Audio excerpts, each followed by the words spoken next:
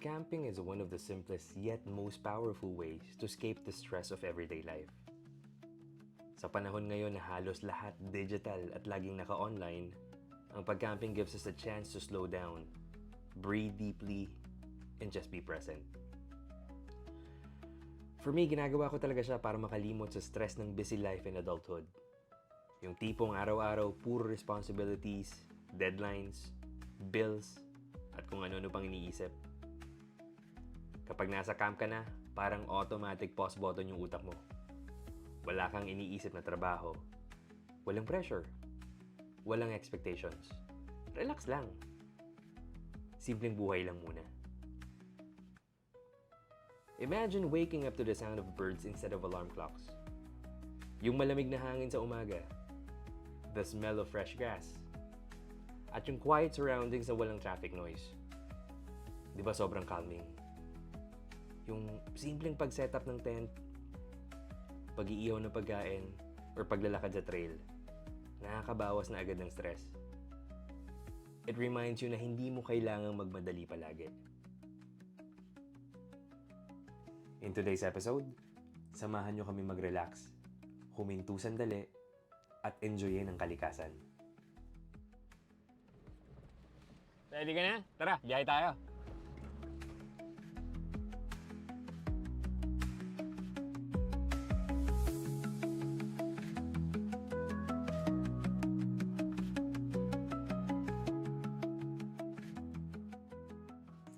Good day everyone, welcome to another episode of K-Max Food and Travel. In today's episode, nandito tayo ngayon sa Kabundukan.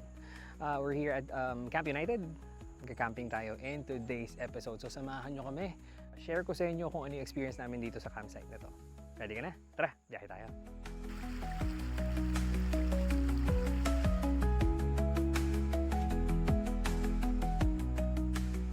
So ito yung river sa pagitan ng dalawang area ng campsite. So, itong side na to, yung kung saan kami nakapwesto, and then meron pa dito ginagawang campsite din na may pavilion. So, try natin tumawid sa ilog.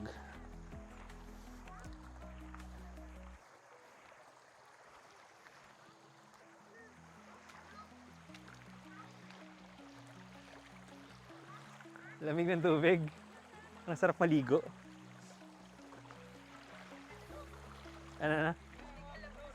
Okay, may naliligong kalaboso na.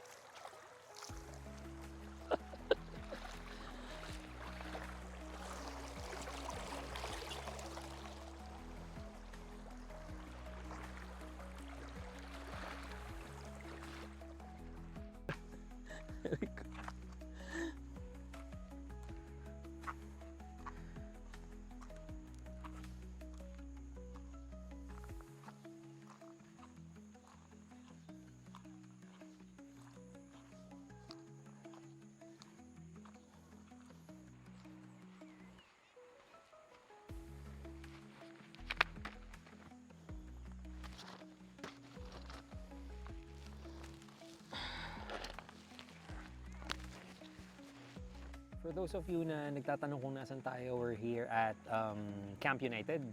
So, Camp United was established 2024. This is in Tanay Rizal. So, kung papunta kayo rito, actually, ang nearest landmark is Santo Niño Covered Court, Barangay Santo Niño Covered Court in Tanay Rizal. Pagdating nyo doon, pagtanong nyo lang yung Camp United sa Kalamansian, alam na nila to. So, ayun. Yun nga lang, if nakasedan, medyo challenging kasi meron kayong dalawang river na tatawirin. Hindi naman siya kataasan pero mabato. Good thing yung gamit natin si Yuki, si Suzuki Espresso. So medyo mataas yung ground clearance. So hindi ako ganun nahirapan. may challenge pa rin pero hindi siya ganoon kahirap compared if sedan yung gamit nyo. So mas maganda talaga, mas mataas yung sasakyan nyo if you're gonna camp here. Pero yun nga, maganda yung lugar. Dinedevelop pa lang din yung lugar. Actually, magkabila to. Nasa pagitan siya ng ilog. So, dalawang campsite to, or dalawang area ng campsite. Sa kabila, merong mga A-frame na house. May pavilion sa kabila. So, yun. For those of you who are looking for a campsite, na halimbawa, marami kayo, meron kayong car group or camper group, ayan, mare-recommend ko tong campsite na to. Again, challenge yung papunta, pero pagdating mo rito worth it kasi ganda ng lugar. So, tonight, prepare tayong dinner. May baon kaming chicken and asal, barbecue na liempo. Ayan, so ihawin natin yun mamaya. And then, tomorrow morning, breakfast natin, try ko mag-fried rice. And then meron tayong hotdog, bacon, saka itlog. So, yun. Wala tayong magagawin dito kundi mag-relax. Yun ang goal. After a week of stressful work, ayan, ginawa natin ngayong weekend is mag-camping. And I'm wishing and I'm hoping na kayanin ko every weekend may camping. Kasi,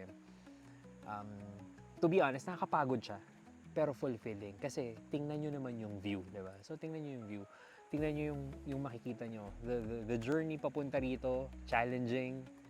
But then again, ang importante dito is, pag nakaset up ka na, nakaupo ka na lang, ito yung maririnig mo, lagaslas ng tubig, kunin ng ibon, di ba? Yung sayaw na makikita mo ng mga puno habang hinahangin sila. Kanina actually challenging kasi lakas ng hangin. So yung pinaka-canopy namin, hinahangin. So ilang beses ilang beses namin inayos yung peg and yung gyro para lang maging maayos siya. So ayun, that's the plan for this weekend. Luto na tayo.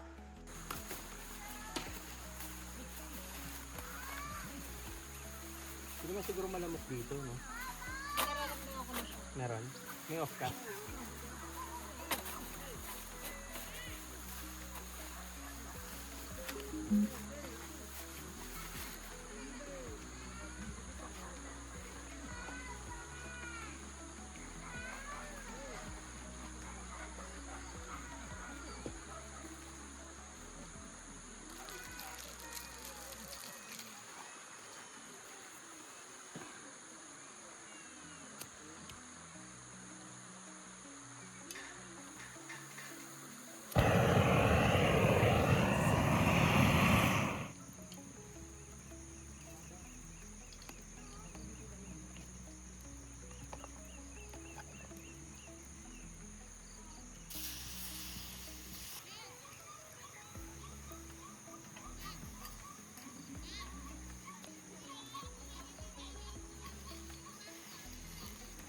Yung dalawa lang kayo, pero yung baon nyo pang isang pamilya. Takot maguto. Yan. Feeling ko, di na tayo magluluto ng breakfast bukas. Feeling ko lang.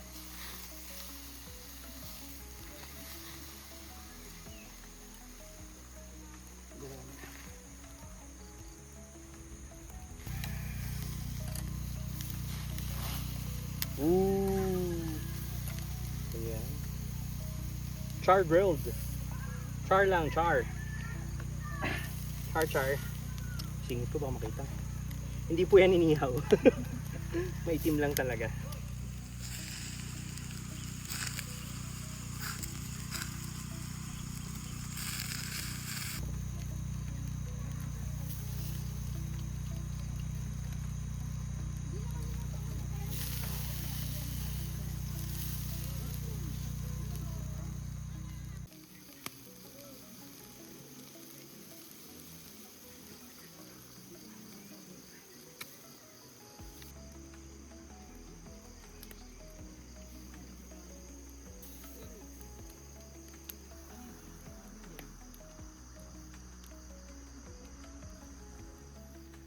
So ayun, nakaluto na tayo.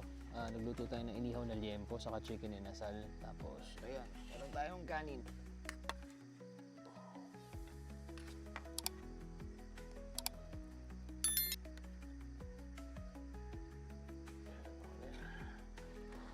Init pa.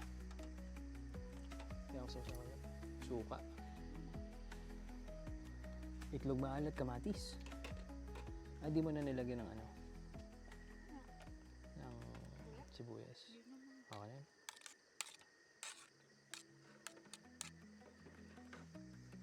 Suka. Yan. Shout out kay Bogart. Bogart from Dali. Sarap ng suka nila. 104 pesos lang 1 litro. Fairness. Yeah, mali popcorn. Inasal. Sarap daw yung inasal.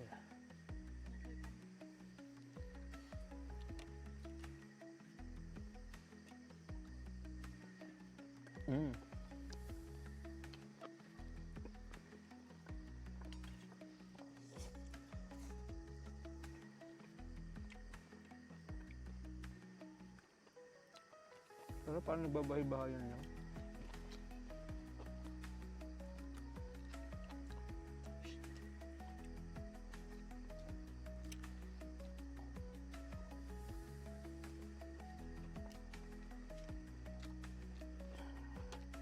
Luto naman yarb. Luto naman yung chicken.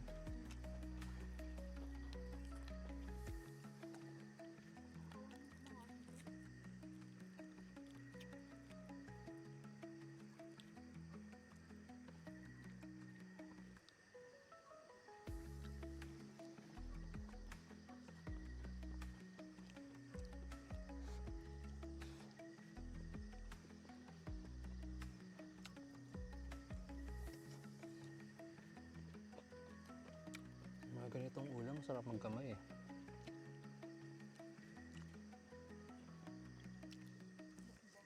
Mukbang.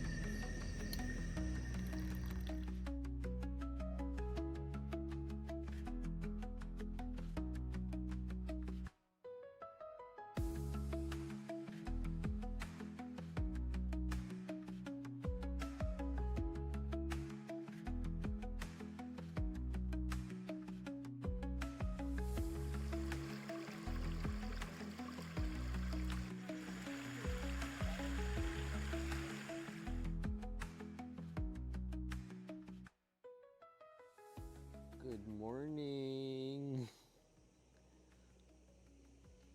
Lamig, sobra. Nagising ako ng... natulog ako ng bandang 1:30. Tinry ko palang matulog ng bandang 1:30. Sobrang lamig na. Nag-cellphone ako para lang antokin. And then, bandang alas 5 nagising ako. Kasi super lamig, as in, super lamig. Kung makikita nyo yung sasakyan, yung tarp, nagmo-moist talaga. Sobrang lamig. Kagabi, it's 20 degrees. Pero nung madaling araw, feeling ko mas malamig talaga. Kasi nakamedyas na ako, nakakumot na ako, ramdam ko pa rin eh. Ayan. Ayan, so, prep tayo ng breakfast. So, luto tayo ng sinangag, itlog, hotdog, saka bacon. Meron din tayong toyo. Gusto mo ng toyo, love, di ba? Toyo. luto-lutuin natin. Ito, nabili lang namin sa grocery. Fried fish. Yung parang buto na lang. Ay! Tulog. Buhay pa. Dried dilis, boneless. Yum. So, let's cook. Wala lang.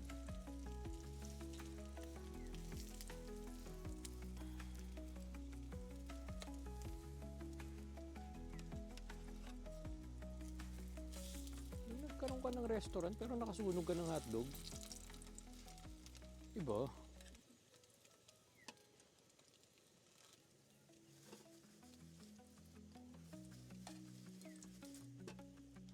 Lamig dito sa gabi. Sa araw, mainit. Kasi tutok na tutok yung araw. Tapos, may mga puno pero nandun sa banda sa likod. Dito sa bandang harap malapit sa ilog kasi ay wala masyadong puno. Tatanim pa lang sila. May mga punla dyan. Punla. Yun. Okay, let's do this.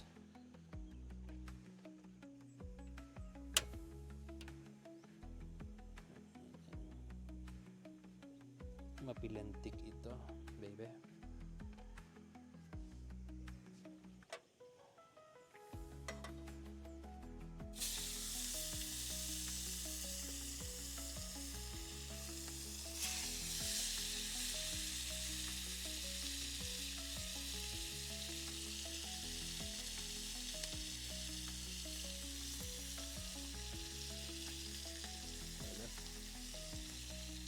Guys, any recommendations ng campsite na gusto nyong puntahan ko or puntahan namin, comment down below. Alam ko marami dito sa Tanay, pero as much as possible, gusto ko kasi puntahan yung hindi pa siya ganun ka-commercialized. Kagaya nito, hindi kami jam-packed. Konti lang yung campers. Nung dumating kami, dalawa lang, and then nung bandang hapon hanggang gabi may mga dumating na pangilan-ngilan. So, yun yung gusto ko, yung hindi sobrang crowded. Kasi of course, you're looking for tawag dito, a place na makakapag-relax ka. Yung tahimik lang. After a week of stressful work, syempre gusto mo yung tahimik lang. So, comment nyo lang kung saan yung gusto kami pumunta next.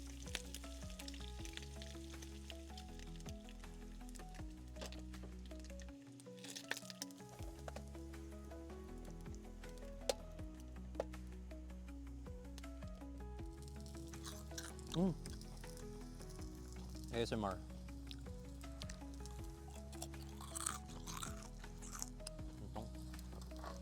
Ito suka.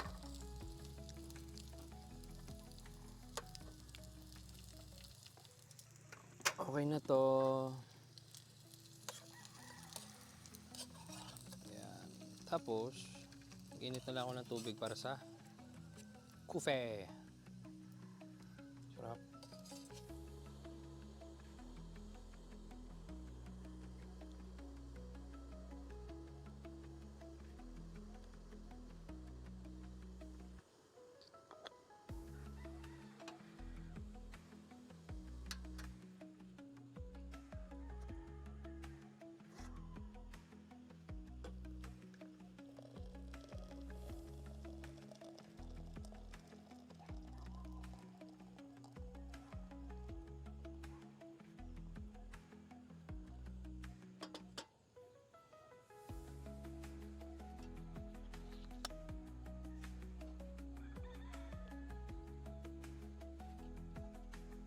Kaon ka. Kain tayo. Ito na po. Let's have breakfast. Sinangag, tuyo. Mm. Mm. Mm. Okay ba sinangag? Pwede na.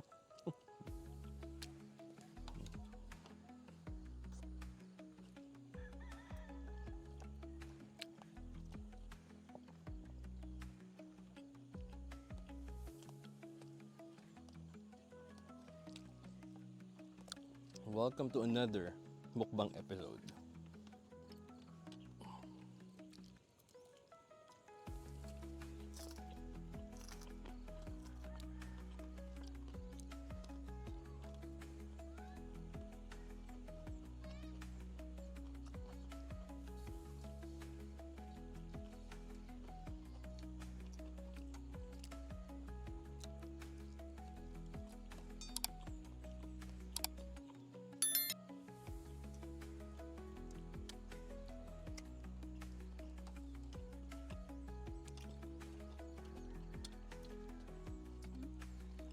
Wala ko.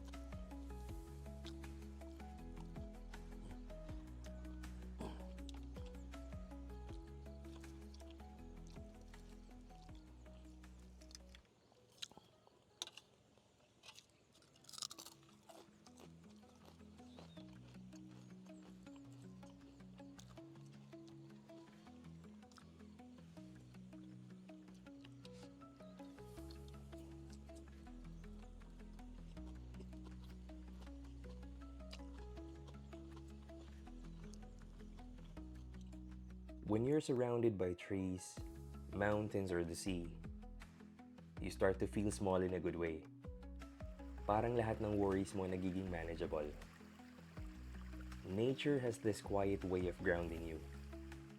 Yung bang pag-upo sa tabi ng bonfire habang nakatingin sa stars, it gives you space to think. Or minsan, space para wala talagang isipin. Just enjoying the moment. Camping also teaches you to disconnect, to reconnect.